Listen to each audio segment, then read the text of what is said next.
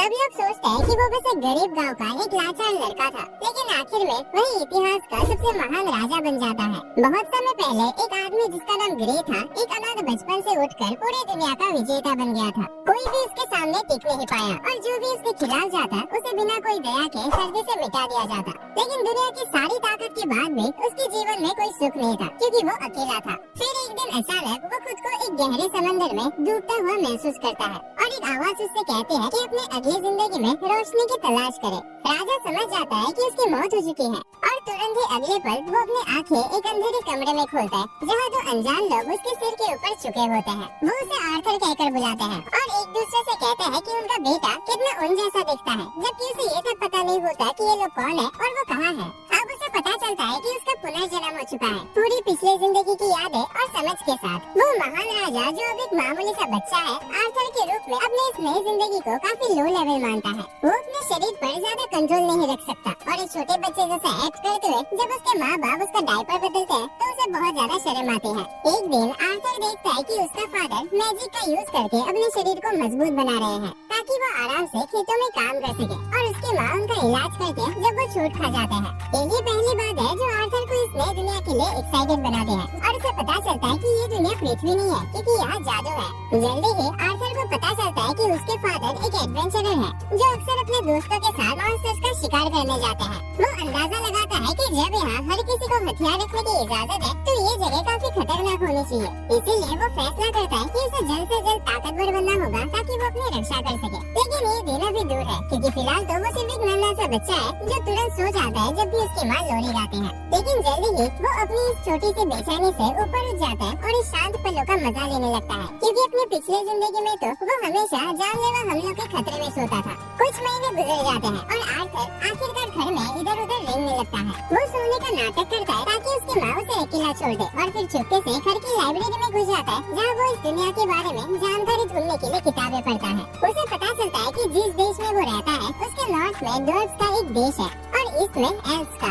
इंसानों का अपना एक देश है जिसे एक राजा संभालता है, लेकिन इसकी पिछली जिंदगी की तरह यहाँ सिंहासन के लिए लड़ाई नहीं होती। यहाँ राजा का बेटा ही अगला राजा बनता है। फिर वो एक और किताब पढ़ता है जो जादू के बारे में बताते हैं और आर्थर को समझ आता है कि इसी मैजिक के कारण ये दुनिया साइंस और टेक्नोलॉजी में इतने पीछे है। उसे पता चलता है कि लगभग 1% लोग ही मैजिक का यूज कर सकते हैं और किसी इंसान की मैजिक कैपेसिटी उसके माँ बाप की कैपेसिटी पर निर्भर करते हैं। किताब बताते हैं कि मैजिक यूजर्स मेनली दो तरह के होते हैं। पहले होते हैं ऑगमेंटर्स जो माना का यूज करके अपनी फिजिकल एबिलिटी को बहुत ज्यादा बढ़ा लेते हैं और एक वॉरियर जैसे लड़ते हैं। दूसरे होते हैं कॉन्ज्यूरर्स जो अपने माना को अपने शरीर के बाहर प्रोजेक्ट कर सकते हैं, जैसे जादूगर करते हैं।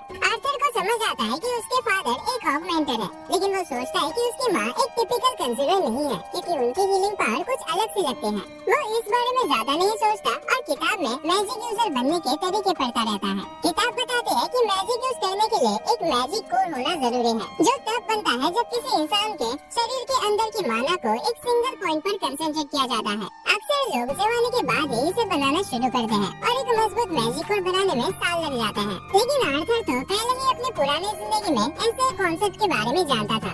उस दुनिया में वो अपने शरीर के अंदर की एनर्जी जिसे की बोलते हैं उसको कंट्रोल करता था और की कोर बनाना मैजिक कोर बनाने जैसा ही था। आर्थर अपने शरीर के अंदर माना को एक जगह पे फोकस करने लगता है, इसी उम्मीद में कि वो अपनी नई जिंदगी में ताकत का पहला कदम उठा सके। लेकिन जैसे ही वो अपना पहला मैजिक कोर बनाने वाला होता है उसकी माँ उसे पकड़ लेती है और उसे वापस बेड में सुला देते हैं। 2 साल पलक झपकते ही गुजर जाते हैं और एक दिन जब आर्थर की माँ उसके बारे में डायरी में लिखने में बिजी होती है तो आर्थर बाहर जाकर तलवार चलाना सीखने लगता है अपने फादर से। वो एक लकड़ी की तलवार से बार बार अटैक करता है जैसे कि असली तलवार हो। तभी उसकी माँ बाहर आती है और अपने हस्बैंड पर बहुत गुस्सा होती है कि उन्होंने उसके इतने छोटे बच्चे को जो अभी अभी चलना सीखा है तलवार पकड़ा दिया है। ये सब आर्थर के लिए नया नहीं है, जिसे वो अच्छी तरीके से पता चल गया है कि इस घर का असली बॉस उसकी माँ ही है।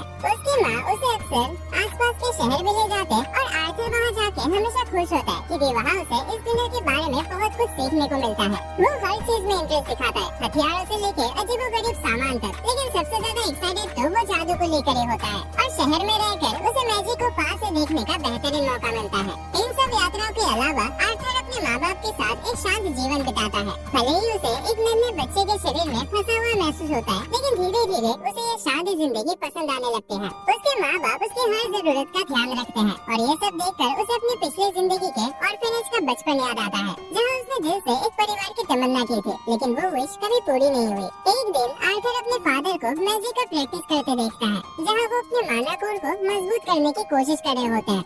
आर्थर उन्हें देखकर काफी एक्साइटेड हो जाता है, लेकिन उसके फादर बस जमीन से कुछ पत्थर ही उठा पाते हैं माला के जरिए। आर्थर बिल्कुल इम्प्रेस नहीं होता, उसे लगता है कि नमूनाबाजी करने से अच्छा तुम हाथों से पत्थर उठा लेते। तभी उसकी माँ उसके पास आकर कहते हैं कि उसके फादर ने अपने बेस्ट एफर्ट नहीं दिया है। फिर उसका फादर दोबारा पूरा ध्यान लगाकर अपनी वाइफ को इम्प्रेस करने के लिए एक के बाद एक जबरदस्त अटैक्स करता है, जिससे जमीन पर गिर जाते हैं। इस बार आर्थर अपने फादर की स्किल से सच में इम्प्रेस होता है। उसकी माँ को यकीन होता है कि जब वो बड़ा होगा तो एक महान योद्धा बनेगा। आर्थर तुरंत ट्राई करना चाहता है, लेकिन उसकी माँ उसे उठाकर सुलाने ले जाती है। रास्ते में वो लाइब्रेरी के पास से गुजरते हैं, तो आर्थर अपनी माँ से रिक्वेस्ट करता है कि वो उसे किताबें पढ़ने दे। पहले तो उसकी माँ मना कर देती है, लेकिन जब वो मासूम से नजर से उसकी तरफ देखती है तो वो मान जाती है। आखिरकार वो उसे अकेला छोड़ देती है लाइब्रेरी में और बाहर चली जाती है अपने हस्बैंड के पास। आर्थर फिर अपने शरीर की सारी माला को एक जगह पे फोकस करने लगता है, जैसे वो पिछले 2 सालों से कोशिश कर रहा था। उसे लगता है कि वो मैजिक यूज करने के बिल्कुल करीब है, और तभी अचानक उसका माला कोर बन जाता है, जिसकी वजह से एक भयंकर धमाका होता है जो पूरे घर को उड़ा देता है। और आर्थर के फादर अपनी वाइफ को बचाते हुए घायल हो जाते हैं। दोनों घबरा जाते हैं कि उनका बेटा कहीं खतरे में तो नहीं है, लेकिन जब वो अंदर जाके देखते हैं तो उनकी आंखों पर विश्वास नहीं होता। आर्थर हवा में तैर रहा होता है एक सुनहरे रोशनी के साथ। आर्थर उन्हें एक कॉन्फिडेंस स्माइल देता है और बताता है कि वो मैजिक कर सकता है। वो जमीन पर उतरता है और उनकी तरफ चलने लगता है, लेकिन तभी छत का एक टुकड़ा उसकी तरफ गिरता है। वो घबरा जाता है और सोचता है कि शायद उसकी जिंदगी का ये आखिरी पल है, लेकिन उसके दोनों माँ बाप एक साथ उसकी तरफ कूद जाते हैं उसे बचाने के लिए। आर्थर तभी समझ जाता है कि उसके माँ बाप की जिम्मेदारी है उसे सुरक्षित रखना, लेकिन जब वो दोनों रो पड़ते हैं तो आर्थर हैरान रह जाता है। अपनी पिछली जिंदगी में उसने कभी ऐसा इमोशन महसूस नहीं किया था। दूसरे बच्चों के माँ बाप भी या तो गर्व दिखाते या फिर निराशा, पर कभी ऐसे आंसू नहीं बहाते थे। जैसे वो सोचता है कि एक ऐसा नया एहसास है, आर्थर भी रो पड़ता है अपनी माँ से चिपक के बिना सोचे समझे। कुछ साल गुजर जाते हैं और अब आर्थर एक छोटा लड़का बन गया है जो अपने फादर रेनॉल्ड से कॉम्बैट स्किल सीख रहा है। आर्थर और उसके फादर गार्डन में आमने सामने खड़े होते हैं, जहाँ उसके फादर उसे अपने ग्लव्स देना चाहते हैं, लेकिन आर्थर उन्हें मना कर देता है क्योंकि उसे पता है कि इस उम्र में उसके पास उन्हें संभालने की ताकत नहीं है। उसकी जगह वो एक लकड़ी की तलवार उठाता है और उसका फादर भी वही करता है। आर्थर तुरंत एक्शन में आ जाता है और लगातार 3 अटैक करने की कोशिश करता है, लेकिन उसका फादर बहुत ज्यादा ताकतवर होता है और आसानी से हर अटैक को रोक लेता है।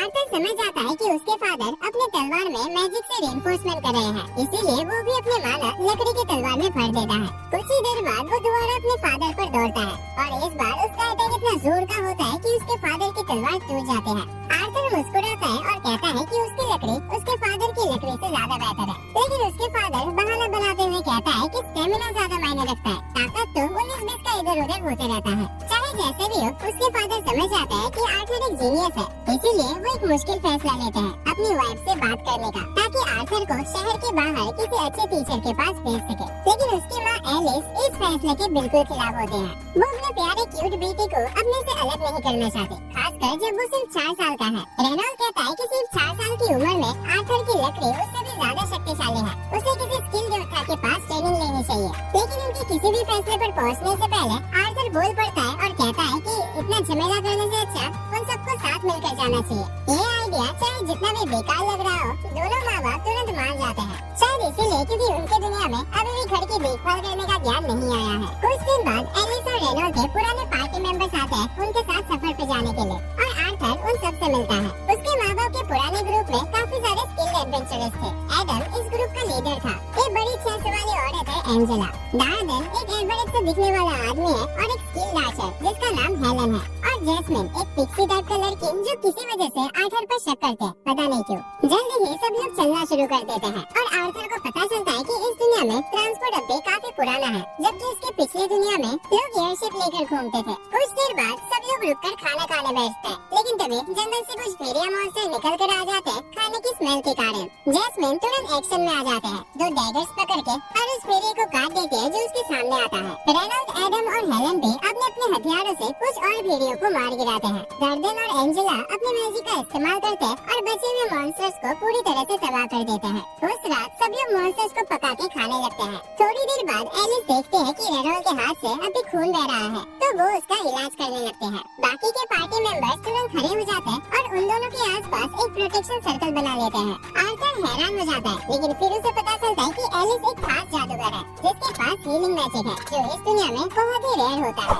अपनी हीलिंग मैजिक के रेयरिटी के कारण एलिस हमेशा पकड़े जाने के खतरे में रहते हैं और यही वजह थी कि उन्होंने गांव में शिफ्ट होने का फैसला किया था, ताकि वो किसी के नजर में न आए। खुशकिस्मती से हीलिंग मैजिक बिना किसी दिक्कत के काम करता है, लेकिन उसके बाद एडम कहता है कि उसे थोड़ा एक्सरसाइज करना है और वो आर्थर से ट्रेनिंग के लिए कहता है। आर्थर ट्रेनिंग के लिए हाँ कह देता है और एडम अपने तेज भाले के हेड को कपड़े से लपेट लेता है ताकि आर्थर को चोट न लगे। दोनों अपनी ट्रेनिंग के लिए तैयार हो जाते हैं और अपने वेपन्स में माला पड़ लेते हैं, लेकिन एडम को हैरानी होती है जब आर्थर पहला अटैक करता है। वो अपनी स्पीड बढ़ाने के लिए मैजिक का यूज करता है और बिजली की तरह एडम की तरफ भागता है, फिर अचानक गायब हो जाता है और एडम के पीछे से आकर उसे सरप्राइज कर देता है। बदकिस्मती से आर्थर का पैर फिसल जाता है, जिसका फायदा एडम उठाता है और रेप करता है। दोनों के बीच एक इंटेंस फाइट शुरू हो जाती है। सब लोग आर्थर की तेजी देखकर हैरान रह जाते हैं, लेकिन आखिरी मोमेंट में उसका हल्का सा बॉडी वेट उसे हवा में उछाल देता है और एंजेला उसे बचाने के लिए अपनी विंग मैजिक का यूज करते हैं। आर्थर आराम से जमीन पर उतरता है, जबकि बाकी सब लोग एडम को डांटना शुरू कर देते हैं कि उसने एक छोटे बच्चे के साथ इतना ज्यादा सीरियस फाइट किया। एडम अपना बचाव करता है और कहता है कि बच्चा बहुत स्ट्रॉन्ग है, लेकिन कोई उसकी बात नहीं सुनता। जैस्मिन दूसरी तरफ आर्थर की स्किल से काफी इम्प्रेस लगते हैं और उसे उसकी टेक्निक्स के बारे में सवाल पूछने लगते हैं। अगले कुछ दिन काफी तेजी से निकल जाते हैं, जहाँ आर्थर हर रोज ट्रेनिंग करता है, खाता है, सोता है और फिर से ट्रेनिंग करता है, पार्टी के लगभग हर मेंबर के साथ। उसने एडम से लैंस टेक्निक सीखी, रेनॉल्ड से पुशअप्स, हेलन से आर्चरी और जैस्मिन से रनिंग, जो उसेन बोल्ट की तरह उसे भागना सिखाते हैं। जैस्मिन को आर्थर काफी पसंद आ जाता है और वो उसे एक किटी पार्टी में फंसाने की कोशिश करते, एक छोटी तलवार और बेबी ऑयल देकर। लेकिन आर्थर की माँ नहीं चाहती कि उसका बेटा किसी प्रॉब्लम में पड़े, तो वो उसे बुला लेते हैं। जल्द ही सभी अपना सफर फिर से शुरू करते हैं, लेकिन अचानक कुछ हलचल की वजह से उन्हें रुकना पड़ता है। तभी अचानक कई तीर उनकी तरफ उड़ते हैं और आर्थर तुरंत समझ जाता है कि उन पर लुटेरों ने हमला किया है। डार्डन और एडम तुरंत गाड़ी के सामने आ जाते हैं, जबकि एंजेला अपने विंग मैजिक का यूज करके सभी तीरों को उड़ा देती है। आर्थर बाहर झांकता है और देखता है कि उन्हें चारों तरफ से लुटेरों ने घेर रखा है। वो भयानक चेहरे वाला बैंडिट लीडर अपने लोगों को हुक्म देता है कि एलिस और आर्थर को चोट न पहुंचाया जाए, क्योंकि उन्हें ज्यादा दाम में बेचा जा सकता है और बाकी सबको खत्म कर दिया जाए। सभी लुटेरे जोर से चीख कर हाँ में हाँ मिलाते हैं और लड़ाई के लिए आगे बढ़ते हैं, जहाँ उनका एक एक करके रेनॉल्ड और उसकी पार्टी के मेंबर्स द्वारा सफाया किया जाता है। आर्थर जानता है कि उनकी पार्टी के हर एक सदस्य इंडिविजुअली बहुत पावरफुल है, लेकिन दिक्कत तब शुरू होती है जब लुटेरे संख्या में ज्यादा होने का फायदा उठाने लगते हैं। लगातार फाइटिंग के कारण पार्टी मेंबर्स थक जाते हैं। तभी बैंडिट लीडर रेनॉल्ड के साथ 1v1 लड़ने जाता है और उसे गाड़ी में दे मारता है जिसमें आर्थर था। गाड़ी टूट जाती है और एलिस तुरंत रेनॉल्ड की मदद करने दौड़ते हैं, लेकिन रेनॉल्ड उससे कहता है कि वो अपने मैजिक यूज न करे, वरना हालात और खराब हो जाएंगे। रेनॉल्ड खुद किसी तरह उठता है और आर्थर से कहता है कि वो अपनी माँ को ले जाए किसी सुरक्षित जगह पर, जब तक वो बैंडिट लीडर से निपट रहा है। आर्थर ऑब्वियसली लड़ना चाहता है और कहता है कि वो इन गुंडों को संभाल सकता है, लेकिन उसका फादर उस पर चिल्लाता है कि उसी ताकत का यूज करे अपनी माँ की रक्षा के लिए, क्योंकि उसके माँ के पेट में एक बच्चा है। आर्थर सोचता है ये कब हुआ, मुझे तो पता ही नहीं चला, लेकिन फिर भी एलिस को लेकर वो भाग जाता है। बैंडिट लीडर उनका पीछा करने की कोशिश करता है, लेकिन रेनॉल्ड उस पर दोबारा अटैक करता है और उसे डिफेंड करने पर मजबूर करता है। आर्थर भागता रहता है, लेकिन उसका रास्ता कई दूसरे लुटेरों ने रोक लिया होता है। खुशकिस्मती से उसके पार्टी के मेंबर्स काफी प्रोफेशनल होते हैं और एक एक करके सारे लुटेरों को मार गिराते हैं। आर्थर उनका शुक्रिया अदा करता है और फिर से भागता है, लेकिन अचानक एक जादूगर उन पर विंग मैजिक से हमला करता है। आर्थर डिसाइड करता है कि वो अपनी माँ को धक्का देकर सुरक्षित जगह भेजे और खुद उस चक्की को सह लेता है। विंग मैजिक के अटैक से वो हवा में उछलकर एक खाई के पार चला जाता है, लेकिन वो तय करता है कि वो अकेले नहीं मरेगा, इसलिए वो अपने चाकू एक रस्सी से बांधकर अपने अटैकर पर फेंकता है और उसे भी खाई से नीचे खींच लेता है। तभी डार्डन और एंजेला तुरंत अपनी मैजिक का यूज करके आर्थर को बचाने की कोशिश करते हैं, जबकि उसकी माँ रोती हुई आंखों से उसका नाम पुकारती है। उसी दौरान आर्थर एक अलग ही शांति महसूस करता है, जैसे उसने कुछ बड़ा हासिल कर लिया हो। आर्थर सोचता है कि क्या यही खुशी का एहसास होता है, तब अचानक उसकी आंखों में आंसू आ जाता है, क्योंकि उसे याद आता है कि वो बड़ा भाई बनने वाला था, लेकिन अब उसे लगता है कि वो जिंदगी उसे छीन ली गई है। जैसे आर्थर गिरने के बाद अपनी आँखें खोलता है, उसे पता चलता है कि वो अभी भी जिंदा है। वो सोचता है कि वो कहाँ है, तभी जमीन उसके नीचे से कांपने लगती है, जैसे कोई बहुत बड़ा चीज उसकी तरफ बढ़ रहा हो। आर्थर उठकर देखने की कोशिश करता है और तभी एक डरावनी शक्ल वाले डीमन को देखकर उसकी रूह कांप जाती है, जो उसका नाम लेकर उसे बुलाता है। आर्थर डर जाता है, लेकिन वो एक सिग्मा बॉय है जो बिना फाइट के हार नहीं मानता। वो डीमन पर अटैक करता है, लेकिन डीमन उसे आराम से एक तरफ पटक देता है। जैसे आर्थर उठता है, डीमन कहता है कि उसे अभी बहुत कुछ सीखना बाकी है। फिर वो डीमन उसे ये भी बताता है कि वो उसका दुश्मन नहीं बल्कि दोस्त है। आर्थर समझ नहीं पाता कि क्या हो रहा है। तभी डीमन कुछ फल तोड़ के लाता है और कहता है कि पहले उसे खाना होगा, वरना वो कोई भी सवाल का जवाब नहीं देगी। आर्थर के पास कोई और ऑप्शन नहीं होता, तो वो तुरंत फल खाना शुरू कर देता है। खाने के बाद वो डीमन से पूछता है कि क्या उसके माँ बाप ठीक है। डीमन उसे एक विजन दिखाता है जिसमें रोड पर उसके पेरेंट्स और उसके दोस्तों ने यूटेरो से लड़ाई की थी। हर तरफ यूटेरो के लाशें पड़े होते हैं। डीमन आर्थर को बताता है कि जिसे भी वो जानता था सब जिंदा है और कुछ दिन पहले ही सुरक्षित सफर पर निकल चुके हैं। ये सुनकर आर्थर की आंखों में खुशी के आंसू आ जाते हैं। उसका दिल हल्का हो जाता है। फिर वो डीमन से उसका नाम पूछता है ताकि उसका धन्यवाद कर सके और डीमन अपना नाम बताता है, सिल्विया। कुछ दिन बीत जाता है जब आर्थर अभी भी सिल्विया के केव में होता है। फल खाकर अपने आप को हील कर रहा होता है। वो जितना जल्दी हो सके अपने पेरेंट्स के पास जाना चाहता है, लेकिन सिल्विया कहती है कि ये इतना आसान नहीं है। उसे एक ऐसे जंगल से गुजरना पड़ेगा जो खतरनाक मॉन्स्टर्स और डरावनी चीजों से भरा है। लेकिन सिल्विया के पास एक और तरीका है जिससे वो आर्थर को उसके परिवार से मिला सकते हैं, लेकिन इसमें स्पेस टाइम फैब्रिक में एक सुराग बनाना होगा जो बहुत टाइम लेता है। आर्थर इस बात को समझ जाता है और जब तक सिल्विया ये सुराग बना रही होती है, आर्थर अपनी ट्रेनिंग जारी रखता है। अब उसे ये समझ आ गया है कि चाहे सिल्विया दिखती एक डीमन जैसी हो, लेकिन वो अंदर से एक बहुत ही दयालु और केयरिंग इंसान है, खासकर आर्थर के लिए। एक दिन जब आर्थर अपना माना पे काम कर रहा होता है, सिल्विया डिसाइड करते है कि उसे एक ऐसा ट्रिक सिखाया जाए जो इंसान नहीं जानते। वो हवा से माना को इकट्ठा करते हैं और अपने हाथ में एक चमकदार बॉल बना लेते हैं, जो आर्थर को चौंका देता है क्योंकि उसने ऐसा कुछ पहले कभी नहीं देखा। सिल्विया उसे बताते हैं कि ज्यादातर इंसान सोचते हैं कि वो या तो माना इकट्ठा कर सकते हैं या उसका इस्तेमाल, लेकिन नेचर में काफी जीव ऐसे होते हैं जो दोनों काम एक साथ कर सकते हैं। वो आर्थर को ये ट्रिक सिखाने का ऑफर करते हैं, लेकिन उससे पहले वो जानना चाहते हैं कि आर्थर इतना स्ट्रॉन्ग होने के बाद क्या करेगा। आर्थर काफी देर तक सोचता है और फिर जवाब देता है कि जब वो स्ट्रॉन्ग बन जाएगा तो हर उस इंसान को मार देगा जो उसके लोगों को नुकसान पहुंचाने की कोशिश करेगा। लेकिन सिल्विया को ये जवाब पसंद नहीं आता और वो उसे एक तरफ पटक देता है। आर्थर इस बात से गुस्सा हो जाता है, लेकिन सिल्विया उसे कहती है कि उसने उसका टेस्ट फेल कर दिया क्योंकि वो किसी ऐसे इंसान को कुछ भी नहीं सिखाएगी जिसमें से पागल और जानलेवा सोच हो। आर्थर कंफ्यूज हो जाता है क्योंकि उसके पिछले जिंदगी का बस एक ही लेसन था, तुम स्ट्रॉन्ग बनो ताकि अपने दुश्मनों को मार सको। लेकिन जब सिल्विया उसे पूछती है कि क्या उसे हमेशा लोगों को मारने के बारे में सोचना अच्छा लगता है, तो आर्थर चुप हो जाता है। फिर सिल्विया उससे कहती है कि ताकत का इस्तेमाल सिर्फ मारपीट के लिए नहीं होता और वो नहीं चाहते कि आर्थर अपनी जिंदगी गुस्से और वायलेंस में बर्बाद करे। उसके बाद सीधा आर्थर के दिल को छू लेते हैं, जैसे कि सिल्विया उसकी पुरानी जिंदगी के बारे में सब कुछ जानती हो। वो फिर से वही सवाल पूछते हैं कि जब आर्थर स्ट्रॉन्ग बनेगा तो क्या करेगा। इस बार आर्थर जवाब देता है कि वो उन लोगों की रक्षा करेगा जो उसे प्यार करते हैं। सिल्विया को ये जवाब पसंद आता है और वो उसे सिखाना शुरू करते हैं कि कैसे माना को सीधा अपने आसपास के एनवायरनमेंट से जमा करके उसे यूज किया जा सकता है। आर्थर इस टेक्निक को काफी जल्दी सीख जाता है, लेकिन जैसे वो एक्साइटेड होकर सिल्विया को दिखाने के लिए दौड़ता है, सिल्विया उसे एक तरफ मार देते हैं और पत्थरों के नीचे दबा देते हैं। आर्थर कंफ्यूज हो जाता है, लेकिन सिल्विया टेलीपैथी के जरिए उसे कहते हैं कि बिल्कुल आवाज भी मत करना। कुछ ही पल बाद सिल्विया जैसे एक और डीमन वहाँ आता है और कहता है कि वो उसके साथ वापस चले। सिल्विया मना कर देते हैं, तो वो डीमन उस पर एक एनर्जी बॉल से अटैक करता है। आर्थर ये देखकर परेशान हो जाता है, लेकिन सिल्विया उसे तसल्ली देते हैं कि वो ठीक है। वो खड़ी होती है और अपनी पूरी पावर रिलीज करते हैं। उसका डीमन जैसा शरीर टूट जाता है और वो एक सफेद ड्रैगन में बदल जाते हैं। फिर वो उस डीमन पर एक हाइपर बीम छोड़ देती है, जिसे वो मुश्किल से रोक पाता है। वो सिल्विया को चेतावनी देती है कि इतनी बड़ी पावर का यूज उसके लिए महंगा पड़ सकता है, लेकिन सिल्विया कहते हैं कि उसे अपनी जिंदगी से कोई पछतावा नहीं है। वो डीमन उसके अटैक किसी तरह कैंसिल कर देता है और फिर उस पर डार्क एनर्जी बॉल की बारिश कर देता है, जिनमें से कुछ केक को भी डैमेज करता है। सिल्विया थोड़ी डिस्ट्रैक्ट हो जाते हैं क्योंकि वो चेक करना चाहती थी कि आर्थर सेफ है या नहीं। ये देखकर डीमन एक बड़ा अटैक करता है जिसे वो सिल्विया को होश में नहीं छोड़ता। सिल्विया समझ जाते हैं कि अब आर्थर भी खतरे में आ सकता है, इसलिए वो डिसाइड करते हैं कि वो सब कुछ दांव पे लगा देगी ताकि आर्थर को वहाँ से निकाल सके। सिल्विया अपनी सारी ताकत का इस्तेमाल करके समय को रोक देते हैं और फिर आर्थर को बाहर बुलाते हैं। कहते हैं कि अब उसे घर जाना होगा। वो स्पेस और टाइम में एक सुराग खोलते हैं और कहते हैं कि ये पोर्टल उसे सीधा उसके परिवार के पास नहीं ले जाएगा, लेकिन अब वो इतना स्ट्रॉन्ग हो गया है कि अकेला सर्वाइव कर सकता है जब तक वो उन्हें ढूंढ ना ले।